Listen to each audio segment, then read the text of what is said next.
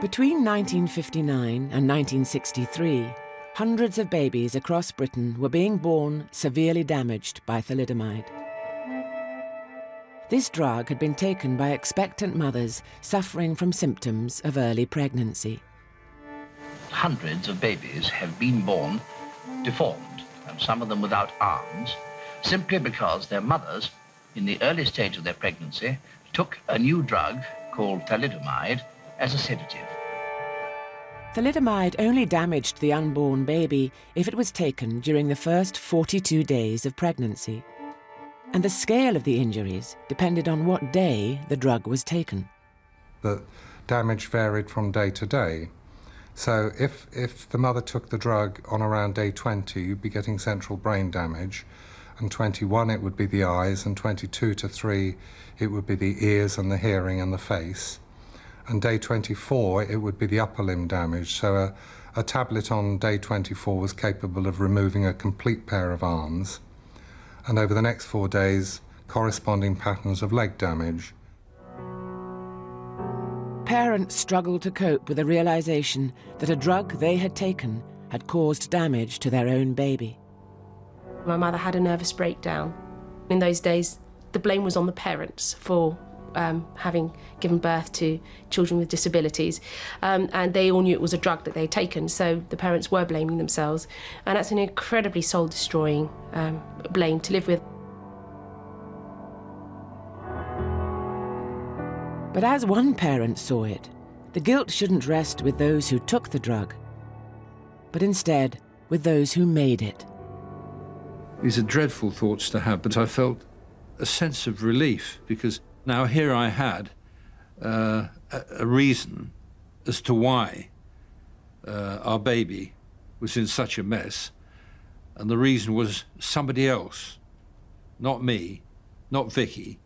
These are very ignoble thoughts. You know, they're not anything I'm proud of thinking, but this is the truth. Thalidomide had been sold in Britain by distillers. At the time, they were the UK's largest manufacturer of whiskey, gin and vodka.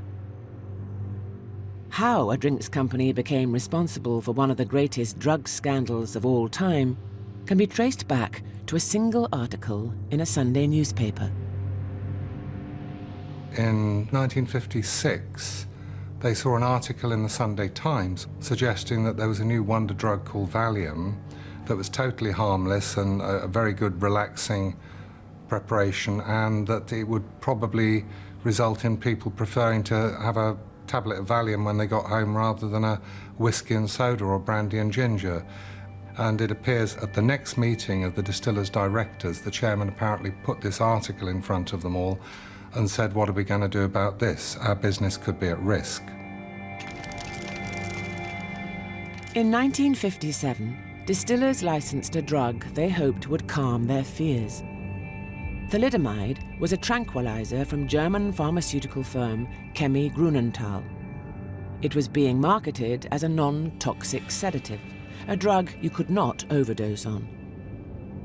The people who'd invented the Chemie Grünenthal in Germany had not been able to find any adverse effects.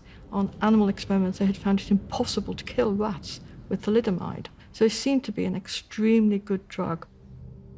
In 1958, thalidomide was released in the UK under various brand names, including Distaval. It was a huge success, and deemed so safe it was eventually given to pregnant women for morning sickness. In the 1950s, the theory was that morning sickness was psychosomatic.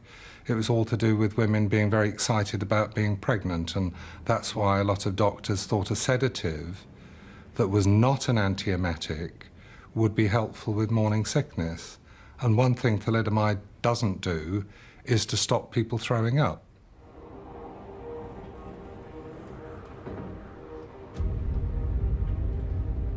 From 1959, medical staff began witnessing a surge in rare birth defects.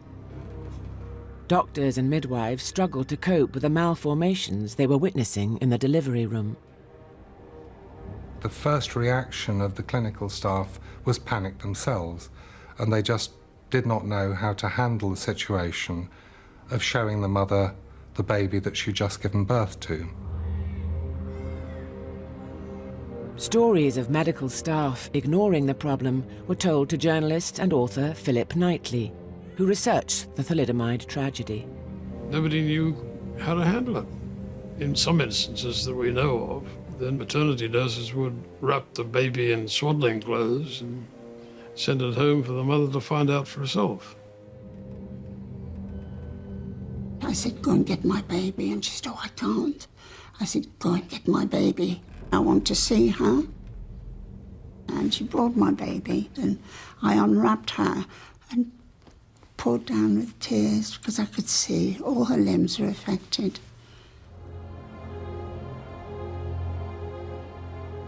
Apparently when I was born, the midwife assumed that I was dead when I came out. I was stuck in some kind of like container under the bed while they sorted my mother. And I don't know whether I'd like moved or made a sound or someone had kicked the box, but I started crying in the box.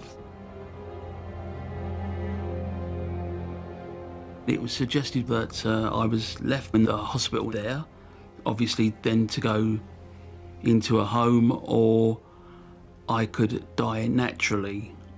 I think it wouldn't be wrong to say euthanasia was probably on their minds.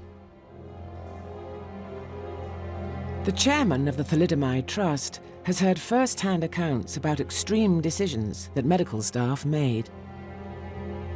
It seems that a very considerable number of babies were put to death immediately after birth. They were either suffocated or they were put in a cold place so that they would get hypothermia and die in a cold room.